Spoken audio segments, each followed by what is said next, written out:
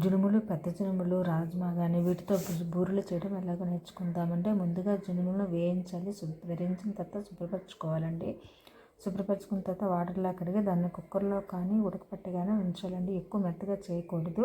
కుక్కర్లో ఉడకపెట్టిన తర్వాత దాన్ని డ్రైన్ చేసుకోవాలండి. నీరంతా కిందకి వచ్చేసిన తర్వాత దాన్ని మనం మిక్సీ పౌడర్ చేసుకోవాలండి. మిక్సీ పౌడర్ చేసుకున్న తర్వాత ఇవి ఎక్కువగా బెల్లం పాకం వేస్తారండి. కొంతమంది అయితే పంచదార పొడి వేసేస్తారు. మనమైతే అందులోనే కొంచెం పంచదార వేసేసి మిక్సీ చేసుకోవచ్చు. లేదంటే బెల్లాన్ని పాకం చేసుకొని అందులో కలుపుకోవచ్చండి. బెల్లం పాకం చేస్తే స్మూత్గా వస్తుంటే ఐరన్ సప్లిమెంటరీ వెళ్తుందండి.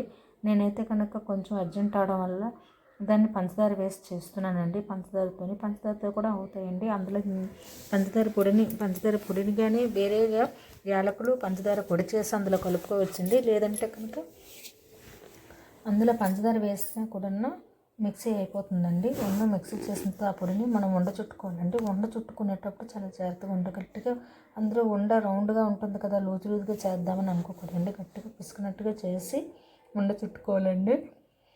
ఉండ చుట్టుకున్న తర్వాత దాన్ని అంతా ఒక పక్కన పెట్టుకుంటాం. ఈ లోపల మనం ఏంటంటే మినప్పప్పును సోయిగా తయారు చేసుకోవాలండి. మినప రుబ్బులో మనం బియ్యం పిండిని వేసుకోవచ్చు. లేదంటే మినప్పప్పు 1 గ్లాసులకి 2 గ్లాసుల బియ్యం అన్నీ వేసి మిక్సీ చేసుకొని పక్కన పెట్టుకోవచ్చు.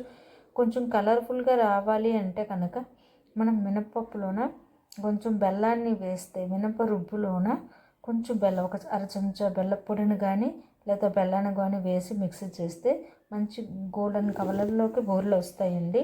లేదు పంచదారతో చేసుకుంటామంటే తెల్లగా వేరే కలర్లో వస్తాయండి. నేనైతే కనుక కొంచెం బెల్లాన్ని వేసాను.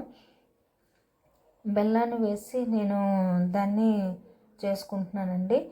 బెల్లం వేస్తే మంచిగా చక్కగా మంచి కలర్ఫుల్ వస్తుంది. ఇదిగోండి బెల్లం పౌడర్. నేను బెల్లం పౌడర్ని మినపప్పు సోయలో వేసాను. కొంచెం పంచదార కూడా వేస్తాము. బెల్లం పౌడరు అది వేసేసి శుభ్రంగా సోయ కలుపుకొని బూరెలను మనం వేయించుకోవాలండి. చాలా బాగుంటాయి, చాలా టేస్టీగా ఉంటాయండి. ఒకసారి ట్రై చేయండి. జునుంబులు తింటే మరి వదలరండి. మన ప్రోటీన్ ఫుడ్ అయితే వెళ్తుంది. ట్రై చేయండి. బాగాలేకపోతే అడగండి.